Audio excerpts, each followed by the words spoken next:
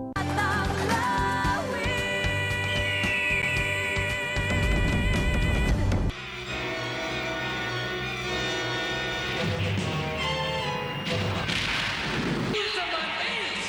Ultraman, ang tagapagtanggol ng Planet Earth laban sa mga naglalakihang monsters. Isa lamang sa napakaraming sumikat na live-action Sentai series to 1990s dito sa Pilipinas. Ang Sentai ay isang Japanese word na ibig sabihin ay task force o isang grupong nakikipaglaban. Pero alam niyo ba kung kaninong boses ang nagbigay buhay kay Ultraman?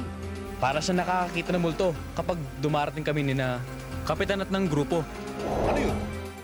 Bago pa man ako naging isang on-cam talent sa telebisyon, nagsimula ako bilang isang dubber o voice talent. Meron akong pangalan. Ako si Yazumi. At opo, ako nga po si Ultraman.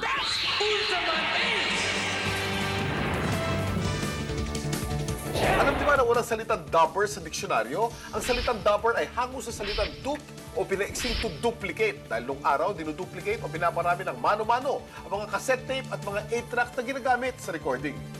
Masyadong mahina ang teknik na yun, Konohamaru! Ngayon, ipapakita ko sa inyong lahat ang bagong teknik. Kailangan mawala sila.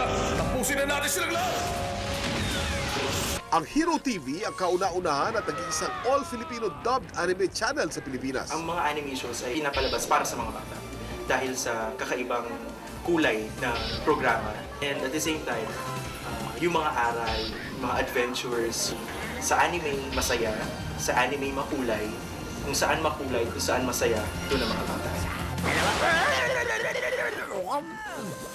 Pero magdidepende pa rin ang pagiging masaya at makulay ng isang anime sa mga voice talents. Ayaw mo ba makipaglaban sa traidor na katulad ko? Minamalit mo ba ako? Master Megatron, narito na po kami. Ano po bang may paglilingkod namin sa inyo? At isa sa mga in-demand na voice talent ngayon ay si Pocholo Gonzales, ang tinaguriang voice master. Si Bing Kambing. Huwag niyo akong subukan. Mabuhay para sa Philippines 2000. Sino ka man? Nasaan ka man?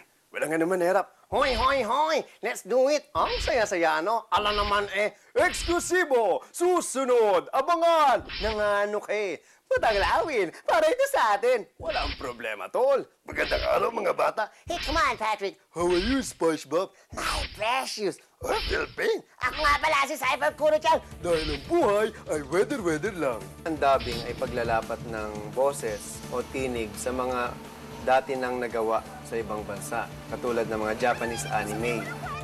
Kung si Pocholo ay marami ng cartoon characters na nabigyan ng boses, si Mel Blanc naman ng Estados Unidos ang binatsagang The Man of a Thousand Voices. Siyang nagbigay boses sa mga sikat na cartoon characters tulad nila Bugs Bunny, Daffy Duck, Porky Pig, Sylvester the Cat at ang cute na si Tweety Bird. Noong 1928 naman, pinalabas ang kauna-unahang animation na nilagyan ng tunog, ang Steamboat Willie, na pinagbidahan ni Mickey Mouse. Ito'y nilapatan ng musika at habang nagmamaneho ng barko si Mickey, siya'y sumisipol-sipol. Makalipas ang isang taon, nilabas ang isa pang animation ni Mickey Mouse, ang The Carnival Kid. Dito naman unang nagsalita si Mickey. Ang kauna-unahan niyang binigkas na salita ay hot dogs. Ang unang nagbigay ng boses kay Mickey Mouse ay ang creator ng Walt Disney, si Walter Elias Disney.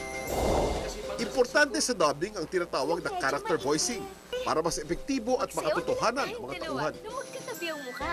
Kunwari, maliit. Pwede bang yung maliit gawin mo, Hoy, ako si Kulos. hindi bagay, di ba?